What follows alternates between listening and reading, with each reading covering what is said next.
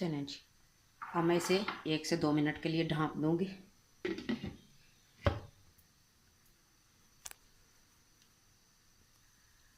चलें जी, जब तक हमारा ये चिकन पक रहा है सूप के अंदर, तब तक हम नेक्स्ट स्टेप की तरफ चलते हैं। ये मैंने हाफ यखनी का कप बच गया था, इसी के अंदर ये मैंने 1 टेबल स्पून कॉर्नफ्लोर है, ये ऐड कर दूँगी और अच्छे से मिक्स कर लूँगी।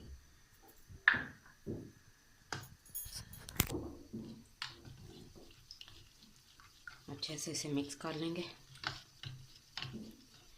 आपके पास यखनी ना बची हो तो आप सिंपल पानी भी ले सकते हैं, घर में इस्तेमाल होने वाला, उसमें भी ये मिक्स करके ऐड कर सकते हो।